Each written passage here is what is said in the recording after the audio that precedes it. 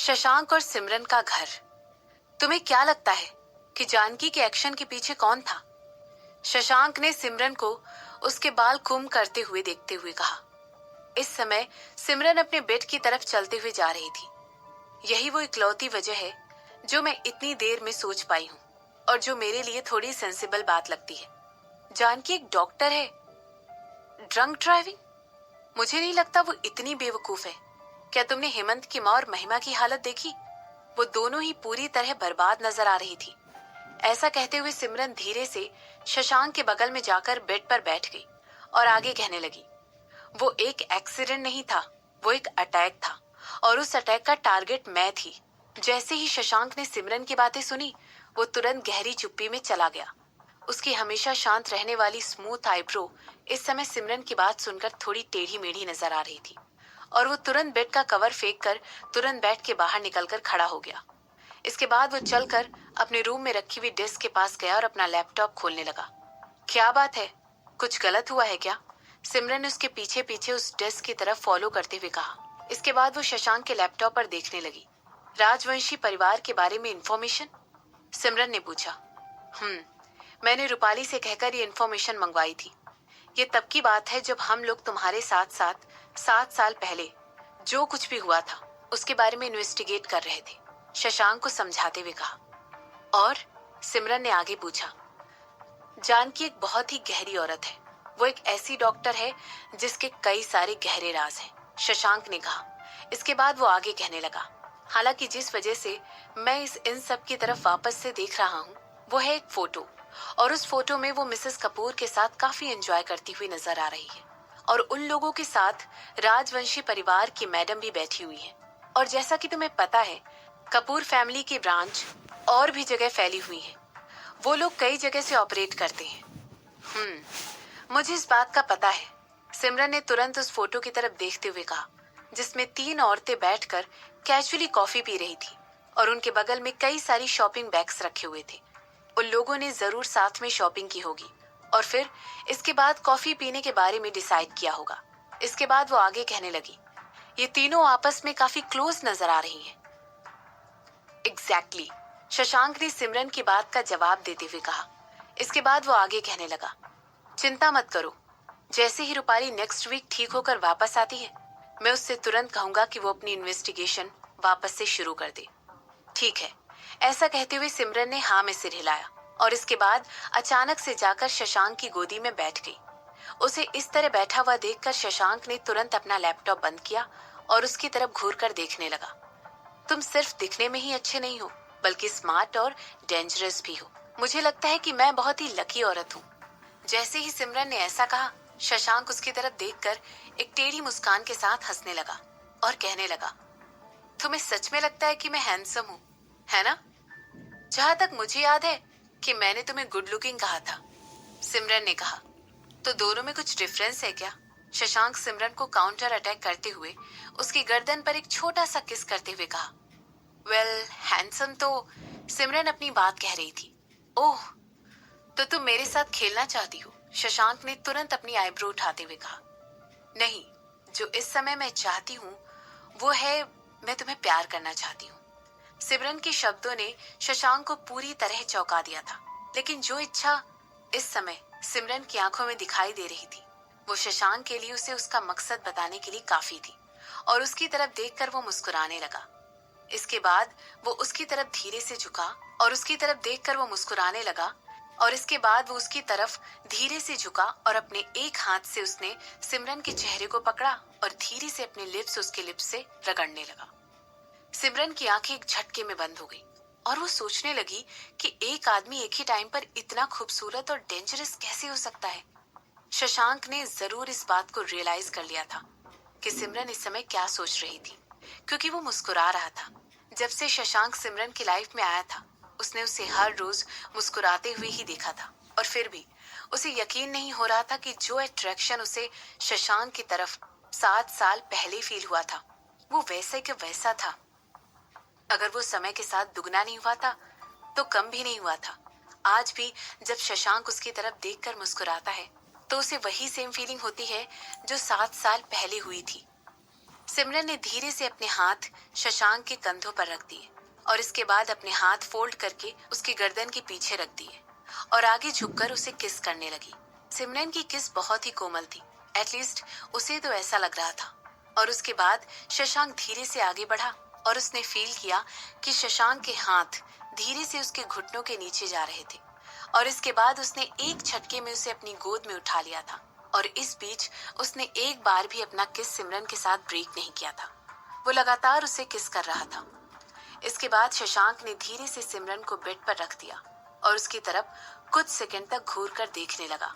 सिमरन की जगह उसके पास थी, यही उसी के घर पर। वो सिर्फ और सिर्फ उसकी थी। इसके बाद वो धीरे से सिमरन की तरफ झुका और उसने अपना थोड़ा सा वेट सिमरन के ऊपर डालते हुए अपने एक हाथ को उठाकर उसके चेहरे से उसकी कुछ जुल्फे हटाई और उसके बाद उसकी गोल्डन आंखों की तरफ देखकर उनमें घूरने लगा। उसे सिमरन की इच्छाएं साफ साफ उसके चेहरे पर नजर आ रही थी। एक बार फिर शशांक सिमरन की तरफ झुककर उसे किस करने लगा और इस बार उसके हाथ सिमरन के सर के पीछे जा चुके थे। पता नहीं किस वजह से शशांक जब भी ऐसे मोमेंट सिमरन के साथ बिताता था तो वो उन मोमेंट्स को फ्रीज कर देना चाहता था। उसे पता था कि वो सेल्फिश है, मगर वो सिर्फ और सिर्फ सिमरन के दिल को अच्छे इमोशन से भर देना चाहता था। वो नहीं चाहता था कि उसके दिल में किसी भी तरह की कोई नफरत या दुख हो। खासकर वो इस समय को हटा देना चाहता था जिस समय से सिमरन इस समय गुजर रही थी। इसके बाद शशांक ने महसूस किया कि सिमरन के हाथ उसकी पीठ पर ऊपर नीचे हो रहे थे और धीरे धीरे वो उसकी टी शर्ट को खींच रही थी। उसे ऐसा लग रहा था जैसे वो धीरे से उससे उसे उतारने के लिए कह रही हो और उसने वैसा ही किया। उसने सिमरन की मदद से उस टी शर्ट को अपने बदन से हटा दिया और इसके बाद सिमरन के हाथ उसकी खुद की बॉडी पर चले गए और उसने सिलेक्टिवली शशांक के सामने अपना ब्लू सिंक नाइट गाउन खींच कर उतारने की कोशिश की। इसमें भी शशांक ने उसकी मदद की थी। इसके बाद शशांक सिमरन को बड़े ही प्यार से पूरी बॉडी पर टच करने लगा और उसे किस करने लगा। किस करते करते वो सिमरन के फ्लैट स्टमक पर आ गया था। इसके बाद उसने सिमरन को अपनी बाहों में कसकर जकड़ लिया, मानो वो सिमरन को उस पल से कहीं दूर जाने ही नहीं देना चाहता था। सिमरन के मुंह से एक प्यार भरी आह निकली और इस वजह से शशांक को पता चल गया कि जो कुछ भी वो इस समय कर रहा था वो सब सिमरन को बहुत पसंद आ रहा था। शशांक के हाथों की गर्माहट सिमरन की स्किन पर उसे और ज्यादा उत्तेजक और इम्पेशेंट बना रही थी।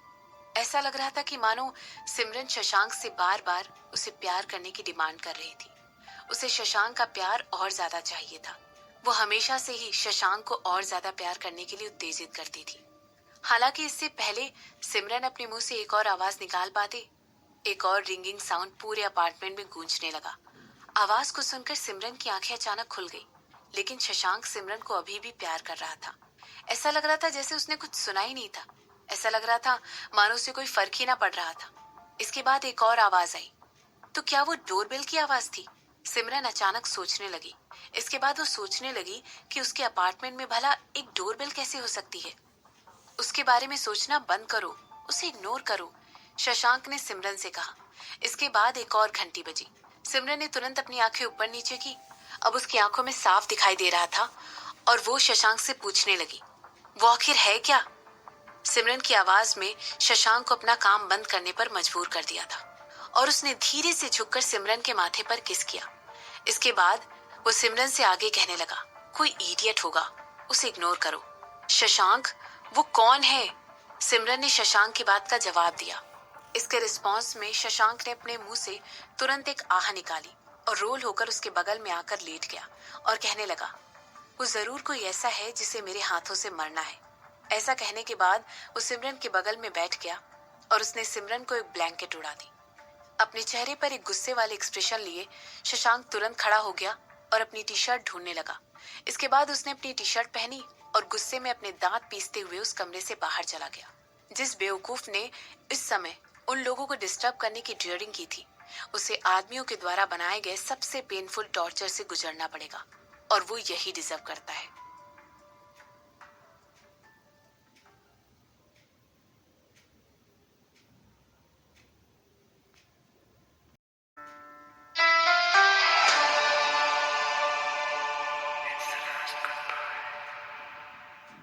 इस समय शशांक का चेहरा बहुत ज्यादा डार्क दिखाई दे रहा था और उसके चेहरे पर बहुत ही सीरियस एक्सप्रेशंस थे।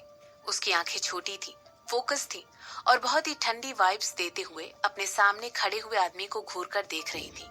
इसी दौरान सिमरन भी शशांक की तरफ घूर कर देख रही थी। वो उसे वहां बैठकर ऑब्जर्व कर रही थी। उसने शशांक के लिए कुछ मिनटों का वेट करने के बाद रूम से बाहर निकलकर देखने की कोशिश की कि शशांक अभी तक वापस क्यों नहीं आया था। सिमरन उसे लिविंग रूम में खड़े होकर देखकर हैरान थी। वो देख रही थी कि शशांक अपने सामने खड़े हुए एक आदमी की तरफ बहुत ही गुस्से से भरी हुई नजरों से देख रहा था।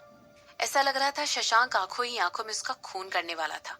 उस आदमी ने ब्राउन कलर की जीन्स पहनी थी और उसको कलरफुल हवाइन शर्ट के साथ टीम अप किया हुआ था। हालांकि सिमरन उस आदमी को पहचान नहीं पाई थी, लेकिन उसे साफ तौर पर पता था कि वो आदमी कहीं ना कहीं शशांक से जुड़ा हुआ था। वरना किसी में इतनी हिम्मत नहीं थी कि वो वहां पर खड़ा होकर इस समय शशांक के सामने मुस्कुरा सके, और खासकर तब जब शशांक वहां पर खड़े होकर उसे मार देने वाली लुक्स दे रहे हों। उस आदमी ने वहां खड़े होकर अपनी आईब्रो उठा रखी थी और अपने आंखों में खुशी वाली एक्सप्रेशन लिए शशांक से पूछने लगा, क्या तुम मुझे गले लगाकर हग नहीं करोगे? तुम यहाँ पर क्यों आए हो मनमीत? शशांक ने एक बहुत ही कोल्ड टोन में अपने दोस्त से पूछा। पहली बात तो ये है कि मैं तुम्हारा बेस्ट फ्रेंड हूँ, तो क्या अपने बेस्ट फ्रेंड को इतने दिनों बाद देखने के बाद ऐसा ट्रीट करते हैं? मतलब मैं 2 महीनों से तुमसे मिला नहीं हूँ और तुम मुझसे इस तरह बात कर रहा है? क्या ये कोई तरीका है मुझसे बात करने का? मैं तेरे लिए गिफ्ट लेकर आया हूँ और उस हर कंट्री के सोवेनियर लेकर आया हूँ जहाँ जहाँ मैं घूमने गया था। यहाँ तक कि मैंने तेरे और अपने लिए सेम मैचिंग। आखिर तुम्हारे जैसा इंसान मेरी तरफ इतना ज्यादा क्रूएल कैसे हो सकता है? खासकर तब जबकि मैं तुम्हारा इतना ज्यादा स्वीट, काइंड, केयरिंग और लविंग बेस्ट फ्रेंड हूँ। शोर मचाने वाला, शशांक ने अपनी सीट से उठते हुए कहा, और इसके बाद वो चलकर किचन की तरफ चला गया। ओए शशांक, तू ऐसे बेदिल बेदर्दों की तरह क्यों बिहेव कर रहा है यार? मैंने सुना कि तेरी शादी हो गई है। तेरी सेक्रेटरी ने मुझे अब्रॉड रहने के बावजूद तेरी पल पल की यहाँ पर सारी खबर दी थी। उसने ये भी कहा था कि तू आजकल टीनेजर की तरह बिहेव करने लगा है। उसने ये भी कहा था कि ऐसा लग रहा है कि हर दिन तेरे मूड स्विंग्स हो रहे हैं। क्या ये सच है? कम ऑन मैन, तूने मुझे एक बार भी कॉल करके इन्फॉर्म करने की जरूरत नहीं समझी कि तू किसी से शादी करने जा रहा है? मनमीत कंप्लेन करते हुए शशांक के पीछे पीछे किचन तक जाने लगा। उसे ये बात पता नहीं थी कि सिमरन उन दोनों को सीढ़ियों से देख रही थी। उन दोनों आदमियों को ऐसी बातें करते हुए देखकर सिमरन भी धीरे से उन दोनों को फॉलो करते हुए किचन में गई। अब जबकि मैं इन सब के बारे में सोच रहा हूँ, मुझे लगता है तुम्हारी सेक्रेटरी ने जरूर मुझसे झूठ बोला है। क्या तुमने उससे मुझसे झूठ बोलने के लिए कहा था? तुम जरूर मुझे मिस कर रहे होगे और चाह रहे होगे कि मैं जल्द से जल्द घर वापस आ जाऊं। अयो शशांक, तुम तो जानते हो मुझे कॉल करना कितना आसान है, और फिर भी तुमने मुझे कॉल करने से मना कर दिया।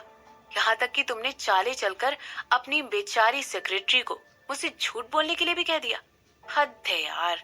मनमीत की ये सब बातें सुनकर शशांक अपने लिए एक पानी का ग्लास लेने चला गया और मनमीत उसके आगे पीछे घूम रहा था और उसकी बकबक लगातार चालू थी। इसके बाद वो आगे कहने लगा, तुम बहुत बुरे हो वैसे शशांक। मैंने उस छोटी सी बच्ची को तुम्हारी शादी के बारे में बता दिया है और पहली बार मैंने उसे रोते हुए देखा है। तुम्हें पता है वो तुम्हें तब से पसंद करती थी जब हम बच्चे हुआ करते थे, और फिर भी तुम उस सिमरन के लिए वेट करने पर इंसिस्ट किया करते थे। वो छोटी सी बच्ची तुम्हारे लिए वेट करती रही कि तुम मूव ऑन कर लो यार, और फिर भी तुमने किसी ऐसे इंसान से शादी कर ली जिसके बारे में तुमने हमें इन्फॉर्म करना तक जरूरी नहीं समझा। क्या तुम्हें पता भी है उसे इस समय कैसा लग रहा है?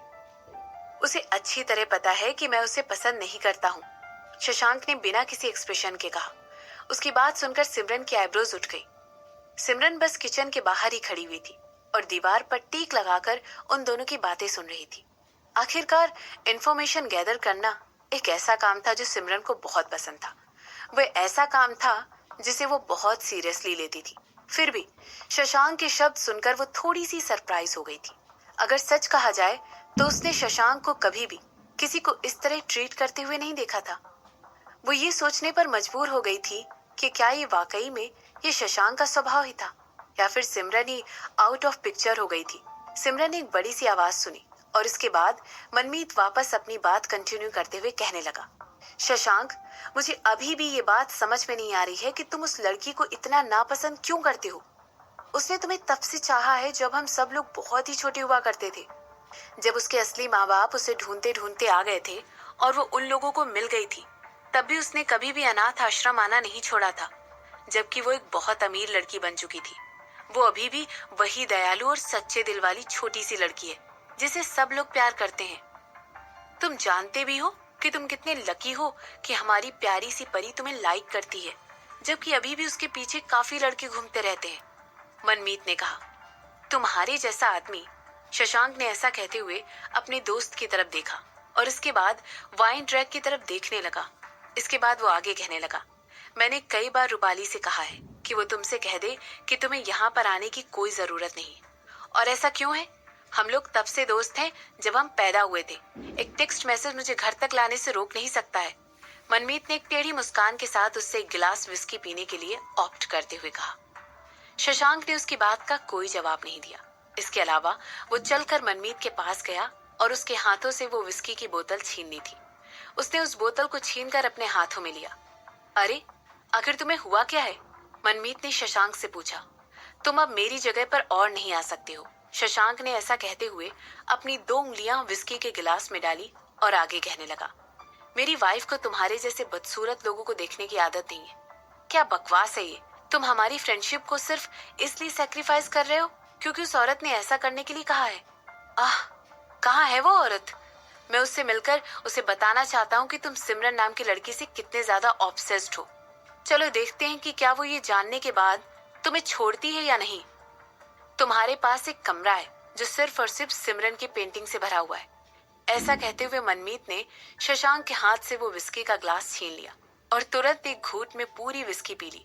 ऐसा करने के बाद उसका पूरा चेहरा एकदम लाल हो गया था। इसके बाद मनमीत शशांक से कहने लगा, आओ, मैं तुम्हारी वाइफ को अभी सब कुछ बताता हूँ। कोई भी औरत ये बात बर्दाश्त नहीं कर पाएगी कि उसका पति किसी दूसरी औरत के लिए हद से ज्यादा पागल है। और जैसे उसे पता चलेगा कि तुम्हारी एक और आदत है, तो उस डिस्गस्टिंग हैबिट को जानने के बाद जो तुम सिमरन की पेंटिंग देखकर करते हो, तुम्हारी वाइफ तुम्हारे साथ फिर भी रहना पसंद करती है या नहीं, ये तो आगे देखने वाली बात होगी। हे, आखिर तुमने ऐसा क्यों किया? Shut up! ऐसा कहते हुए मनमीत शशांक की तरफ घूर कर देखने लगा। इसके बाद वो आगे कहने लगा, और अब तुम अपने घर जा सकते हो। तुम यहाँ पर और ज्यादा नहीं सो सकते हो। मेरी वाइफ ऑलरेडी सो चुकी है और तुम बहुत ज्यादा शोर मचाते हो। उसे शोर बिल्कुल भी पसंद नहीं है और ना ही उसे तुम जैसे लोग पसंद है। इस समय सिमरन हंसना चाहती थी क्योंकि इस समय वो शशांक और मनमीत दोनों को ही बच्चों की तरह लड़ते हुए सुन रही थी। मनमीत अभी भी वो बचपन वाला लड़का था जो सिमरन को याद था, वही शोर मचाने वाला, बिल्कुल भी शातिर नहीं और बिल्कुल बचकाना। उसकी रिसर्च के अकॉर्डिंग ये आदमी एक बहुत बड़ा सक्सेसफुल बिजनेसमैन बन चुका था। यहाँ तक कि वो इस समय 2 महीने के वर्ल्ड वाइड गैलरी टूर से अभी अभी लौटा था। जैसा कि ये पेपर पर सुनने में और पढ़ने में कुछ ज्यादा ही सोफिस्टिकेटेड लग रहा हो, लेकिन उसका इस तरह का शोर मचाने वाला नेचर बचपन से लेकर अभी तक बदला नहीं था। सिमरन को अच्छी तरह पता था कि किस तरह मनमीत हमेशा शशांक के साथ चिपका रहता था और बचपन में वो दोनों हमेशा साथ साथ ही दिखाई देते थे। उस दौरान मनमीत शशांक की तरफ बहुत ज्यादा सपोर्ट हुआ करता था और उसे अच्छी तरह पता था कि शशांक की सिमरन के लिए बहुत सारी फीलिंग है जो उसे बताने में नाकाम है, और इन सब में मनमीत हमेशा उसकी मदद किया करता था। हालांकि इस समय उनकी बातें सुनने के बाद ऐसा लग रहा था जैसे मनमीत ने सिमरन को वहीं अतीत में छोड़ दिया था और वो अब किसी और औरत को शशांक की वाइफ बनाने पर तुला हुआ था। सिमरन की आंखें डिससेटिस्फेक्शन की वजह से छोटी हो गई थी। मनमीत और शशांक की बचपन की दोस्त मायशा थी। किसी वजह से सिमरन को याद नहीं आ रहा था कि आखिर ये औरत कौन थी। मनमीत ने इस बात का जिक्र किया था कि वो उन लोगों के साथ अनाथ आश्रम में ही थी और उसे उसके असली माँ बाप आकर बाद में ले गए थे। इस बात को सुनकर सिमरन को यकीन हो गया था कि हो ना हो मायशा ने अपना नाम अपने असली माँ बाप के अकॉर्डिंग चेंज कर लिया था। इसीलिए सिमरन ने इन सब का तुरंत एक मेंटल नोट बनाया ताकि वो बाद में इसके बारे में छानबीन कर सके। आखिरकार बहुत समय से सिमरन की जिंदगी का मकसद पहले से प्रिपेयर होकर रहना हो गया था। कम ऑन, मुझे उस औरत के बारे में बताओ। आखिर उस औरत ने आकर तुम्हें इतना अजीब कैसे बना दिया कि तुम अपने बचपन के इकलौते दोस्त को छोड़ने की बात कर रहे हो, और वो भी जो कि तुम्हारा भयानक नेचर तब से झेलता रहा है। सिमरन फिर से मनमीत को बड़बड़ाते हुए सुनने लगी। वो तुरंत वहां पर खड़े होकर सोच रही थी कि क्या इस आदमी ने कुछ ज्यादा ही पी ली थी या फिर ये बोलते हुए कभी नहीं थकता है।